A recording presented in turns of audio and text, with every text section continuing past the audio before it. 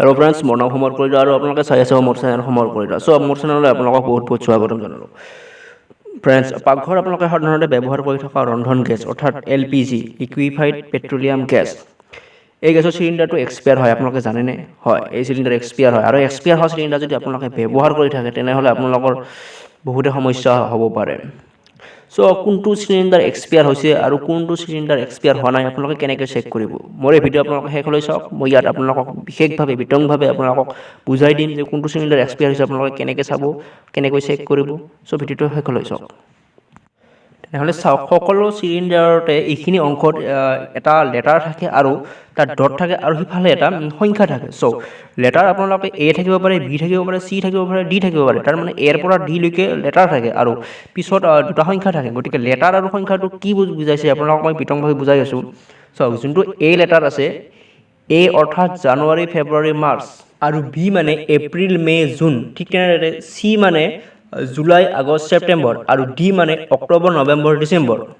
এতিয়া আপোনালোকে নিশ্চয় বুজি পালে যে লেটাৰৰ সংখ্যাটো আপোনালোকক মাহ বুজাইছে অৰ্থাৎ মান্থ বুজাইছে। ABCD তাৰমানে আপোনালোকৰ এইটো মান্থ বুজাইছে, আৰু তাৰপিছত যোনটো সংখ্যা থাকে, দুটা সংখ্যা সেইটো আপোনালোকৰ চন বুজাইছে অৰ্থাৎ ইয়াৰ বুজাইছে। যদি আপোনালোকৰ A21 থাকে তেনেহ'লে আপোনালোকে গম পাব যে আপোনালোকৰ চিলিণ্ডাৰটো এক্সপায়াৰ হ'ব মাৰ্চৰ 2021 চনত, আৰু যদি আপোনালোকৰ B21 থাকে তেনেহ'লে আপোনালোকে গম পাব যে আপোনালোকৰ চিলিণ্ডাৰটো এক্সপায়াৰ হ'ব জুনৰ 2021 চনত। ঠিক তেনেদৰে যদি C21 থাকে তেনেহ'লে আপোনালোকে গম পাব যে আপোনালোকৰ চিলিণ্ডাৰটো ছেপ্টেম্বৰৰ 21ত এক্সপায়াৰ হৈ যাব। চ' আপোনালোকে এনেকৈ চেক কৰিব পাৰে। আপোনালোকে যোনটো লেটাৰ হয় সেইটো হ'ল মান্থ আৰু যিটো সংখ্যা হয় সেইটো হ'ল চন। গতিকে আপোনালোকে যেতিয়াই গেছ আনে তেতিয়াই আপোনালোকে ভালদৰে এইটো চেক কৰি লওক আৰু গেছটো আনক, নিশ্চিন্তে আপোনালোকে থাকিব পাৰে। ফ্ৰেণ্ডছ, যদি আজিৰ এই ভিডিঅ'টো আপোনালোকৰ ভাল লাগিছে বা মই আপোনালোকক জনোৱা ইনফৰমেশ্যনখিনি আপোনাৰ ভাল লাগিছে তেনেহ'লে এটা প্লিজ লাইক দি দিয়ক আৰু মোৰ চেনেলটো ছাবস্ক্ৰাইব কৰক এনেকুৱা ধৰণৰ ভিডিঅ' পাবলৈ। আৰু আপোনালোকৰ বন্ধু বান্ধৱীলৈ এই ভিডিঅ'টো যিমান পাৰে সিমান শ্বেয়াৰ কৰক, কাৰণ এইবিলাক কথা জানিবৰ কাৰণে খুবেই দৰকাৰ।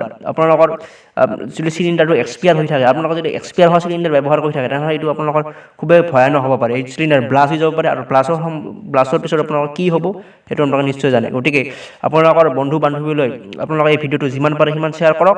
সকলোৱে ছেফ থাকক, সকলোৱে সুখত থাকক, এয়ে কামনা। মোৰ এই ভিডিঅ'টো চোৱাৰ বাবে বহুত বহুত ধন্যবাদ। থেংক ইউ ফৰ ৱাচিং। জয় অসম।